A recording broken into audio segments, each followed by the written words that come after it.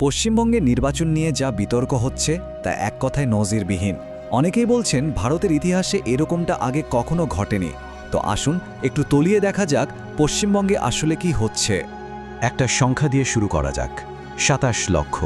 হ্যাঁ, ঠিকই শুনছেন। নির্বাচনের ঠিক আগে ভোটার তালিকা থেকে এই বিপুল সংখ্যক নাম উধাও হয়ে গেছে।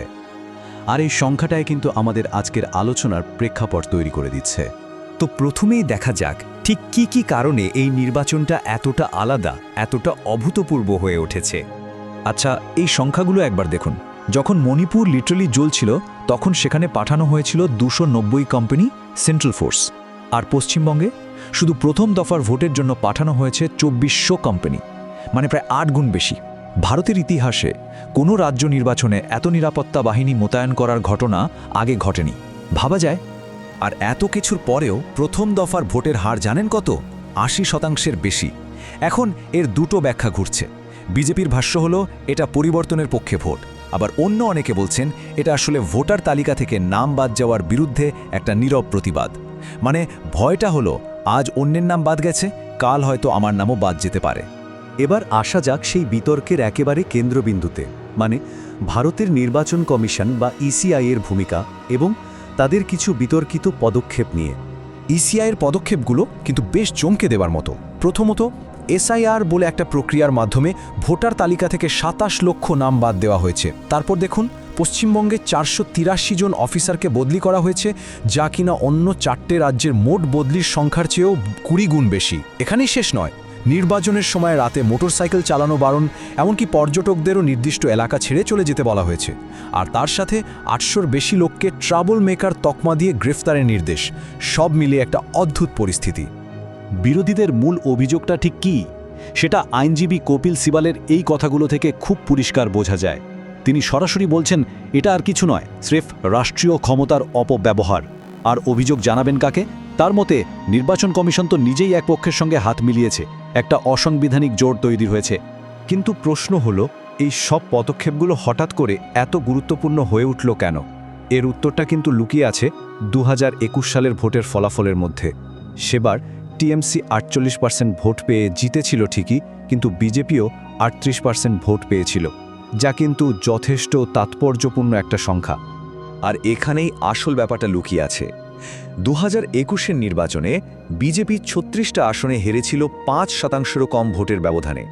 এর মানেটা কি? এর মানে হলো খুব সামান্য কিছু ভোটের এদিক ওদিক হলেই, মানে ধরুন ভোটার তালিকা থেকে কিছু নাম বাদ পড়লেই পুরো খেলার ফলাফলটাই পাল্টে যেতে পারে। এই নির্বাচনে আদর্শ আর ক্ষমতার লড়াইও বেশ কিছু অদ্ভুত জিনিস চোখে পড়ছে।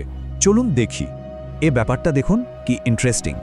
উত্তর ভারতে যেমন ইউপি বা দিল্লিতে বিজেপি নিজেদের একটা কট্টর নিরামিষভোজী দল হিসাবে তুলে ধরে। মন্দিরের কাছে মাংসের দোকান বন্ধ করে দেয়, সরকারি ডিনারেও শুধু নিরামিষ। কিন্তু সেই একই দল যখন বাংলায় আসছে, তখন তাদের নেতারাই ক্যামেরার সামনে বসে মাছ খাচ্ছেন। আসামের মুখ্যমন্ত্রী তো আবার মমতা বন্দ্যোপাধ্যায়কে মাছ খাওয়ার চ্যালেঞ্জও ছুড়ে দিয়েছেন। ব্যাপারটা অনেকটা এরকম যে রাজ্য বদলালে আদর্শও বদলে যায়। খাবারের এই রাজনীতির পাশাপাশি প্রচারের মূল সুরটা কিন্তু বাঁধা হয়েছে একটাই বিষয়কে কেন্দ্র করে, পশ্চিমবঙ্গ থেকে বাংলাদেশি অনুপ্রবেশকারীদের তাড়ানোর প্রতিশ্রুতি। কিন্তু প্রচারের সঙ্গে বাস্তব তথ্যের কি কোনো মিল আছে? সরকারি ডেটা কিন্তু অন্য কথা বলছে। দেখুন, আগের ইউপিএ সরকারের আমলে প্রতি বছর হাজার হাজার বাংলাদেশিকে ফেরত পাঠানো হতো, আর এখনকার এনডিএ সরকারের সময় সংখ্যাটা হু হু করে কমে গেছে। যেমন ২০১৭ সালে মাত্র ৫১ জনকে ফেরত পাঠানো হয়েছিল। ফলে প্রচারের সঙ্গে তথ্যের এই ফারাকটা কিন্তু চোখে পড়ার মতো। তাহলে প্রশ্নটা হলো, অনুপ্রবেশকারীদের বিরুদ্ধে যদি তেমন কোনো পদক্ষেপই না নেওয়া হয়, তাহলে দলগুলো ভোটারদের মন জিতছে কিভাবে? উত্তরটা হলো ফ্রিবি বা বিনামূল্যে পরিষেবা দেওয়ার প্রতিশ্রুতি দিয়ে। আর এইটা যেন একটা প্রতিশ্রুতির নিলাম চলছে।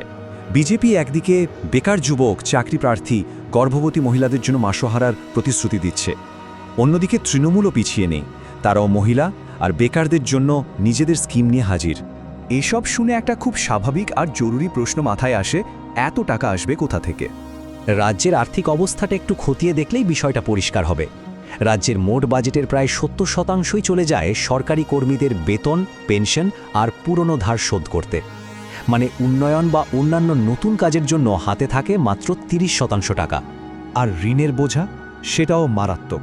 রাজ্যের মোট আয়ের তুলনায় ঋণের অনুপাত প্রায় 40%, গোটা ভারতে যা পাঞ্জাবের পরে সর্বোচ্চ। সহজ কথায় বলতে গেলে রাজ্য ইতিমধ্যেই বিরাট একটা ঋণের বোঝায় ডুবে আছে। আর এখানেই আসল সমস্যাটা। একদিকে বিপুল ঋণ, অন্যদিকে বাজেটের বেশিরভাগটাই বাধা খরচ।